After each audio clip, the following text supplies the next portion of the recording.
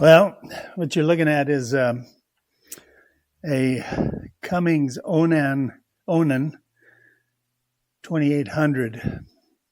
That's in our Pleasureway 2010 Pleasureway, and it ran great until, I don't know if you saw the video on the problems we had with the rear end on the chassis, and we found out and started to investigate some more, and we did virtually rebuilt the suspension and undercarriage of the vehicle. Well, it had to wait for parts a long time, so this generator sat without exercise for some time with ethanol fuel in it and the carburetor not drained. So I've been watching a lot of videos, excuse me, a lot of videos on the issues with Onan generators and their carburetors, and videos about replacing them. I broke down, spent the extra money on the genuine Onan carburetor. This thing is, between $170 and $210 depending on where you buy it. And I found out that they're just kind of basically ridiculous. Just here, which is also going to need to be sanded down. We'll put that to one side. Now, this makes sure... You got to, take the thing out, virtually out of the RV, which ultimately I might do anyway, because I don't even use this much because it's ridiculously noisy. So I thought, well, somebody paid for it, and a replacement on this Microlate 2800 is like $4,500. Just insane. So, excuse me. So without taking this thing all apart, because the problem is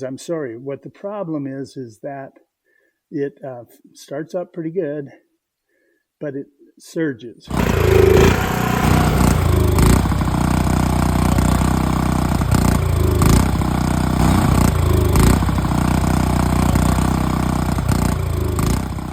So what I decided to do was do none of those things and just see how simple of a method I could come up to repair this generator and possibly use it, or get it working and just sell the darn thing and put some bigger batteries, possibly lithium-ion batteries, in the space that's in there where the generator is, and get a fairly good-sized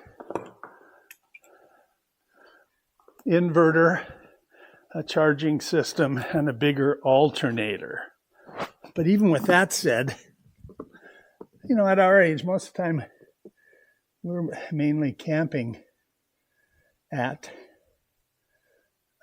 campgrounds. So what I decided to do was try to clean the carburetor without taking the bowl off, without doing any of those things. And the idea is for me to test the fuel pump by taking off this fitting off the carburetor and turning it over a little bit for a little bit to see if it's a good steady stream coming out of it. And there's no fuel shut off on these, so, it's typical Onan crap. I don't even know why they can't make these a respectable design, but they have it. And these clips, I would rather, well, I can't hold on to two things at once, I guess. Do it with one hand, so... Oh, there. Okay. Now, let's see if I'm good enough to actually pull this off and get it into the bottle without too much fuel spilling everywhere. Okay. Now the idea is I'm going to just crank it a couple times. May even start, and I'll shut it right off. But I want to see what the fuel, how well the fuel comes out of this. And see. Let's try this without killing myself. Oh, look at the fuel pump out of there. Wow. That's not the issue at all. Okay. So, that's not the issue. So I think what I'll do is plenty of fuel going in there from the fuel pump through the filter. So there's hype everywhere about what to try to clean your carburetor. The Startron with enzyme treatment, everybody in their thoughts over seafoam, or CRC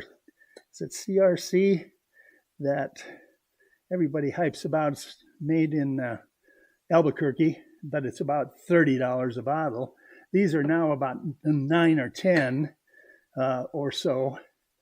And I thought what I'd do is attach the bottle I just filled with a little bit of gas and put a little Startron in it and a little bit of seafoam. And I will hook a hose up from the bottle and see if we can force some of that into the bowl directly, a real high concentrate of fuel treatment. So first I'll put a little bit of this Startron in. It's plenty for that amount of gas. Nothing scientific here, guys. And then a little seafoam in it. And in the bottle, a little bit of seafoam in the bottle. That's good. Then I'll probably put the rest of the seafoam and Startron in the fuel tank so that it's fairly high concentrate of cleaner. And then after I force this in the carburetor with this bottle, hopefully without making a big mess. See, I got some other line things, but I'm not going to worry about doing that. I'm just going to try to force some of this mixture of gas from the bottle into the carburetor.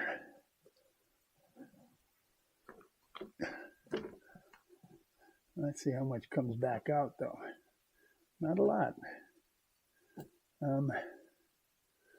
wonder, in this case, if I start this, I'll be squirting oil everywhere, or fuel everywhere. So, this float could be shutting things off. So I might not have got much in that. Actually, I think what I'll do to get this better is I'll go ahead and drain it here with this screw and then put some in. The trouble is I have to have something to catch it. So I'm turning this screw. I made a makeshift little piece to catch this gas because it's in kind of a tough spot too. I'll turn it off. Hit it a couple times. Just try my best not to get gas everywhere. Now, what I did was I have put, well, I don't know if that stuff's coming out of the carburetor, but look at that. I don't know if you can see it even. All these black pieces that are in there. I'm going to go empty that junk and try this again and drain some more. All right, we'll just keep doing this until we get this gas out of this carburetor.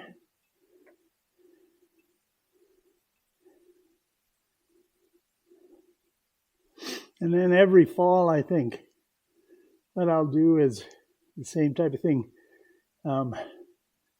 Drain the fuel out of this bowl every year, and maybe even squeeze a little cleaner in there again, and let that sit for the winter there. It's just dripping. So I've taken about all of it out as I can into the bowl, out of the bowl, which wasn't that much. Actually tighten the screw at the bottom of the bowl. And if nothing else, everybody should empty those bowls every year. Well, before I get my hands too dirty, holding the camera here, I decided I injected the mixture of some Startron enzyme treatment and seafoam, even though Scotty says seafoam is worthless.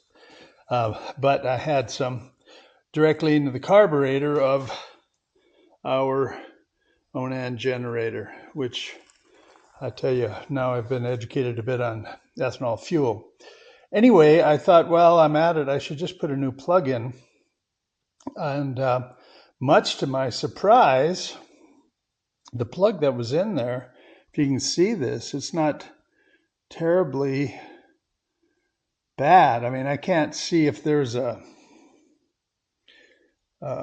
crack or something like that that's unseen, but it's not all carboned up. So I'm going to change the plug anyway. And I was a little nervous about that because if any of you have changed a plug, I'll bring my little shop light with me on these, or done anything on them, as that matter of fact, is that these things are ridiculous to work on. You know, everything is so tight. So you can see, hopefully, the plug down there, the end of it. The new plug did, using the hole that you got to put it through in the bottom. See if I can get the light through it. Anyway, went in fine. I was very careful not to cross thread it. So I thought, well, the hard part's done. Getting the plug in there.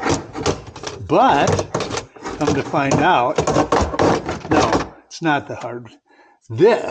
Getting the plug wire back on that plug down there, this plug wire, that plug wire back on that plug with my fat fingers is not easy.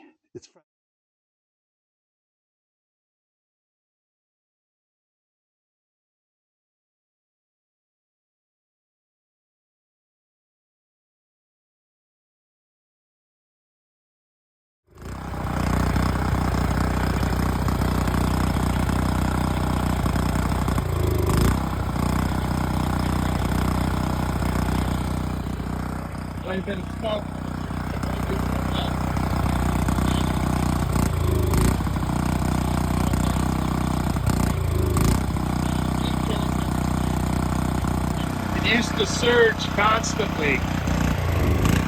Now, and I think I'm just going to keep trying to run these good cows.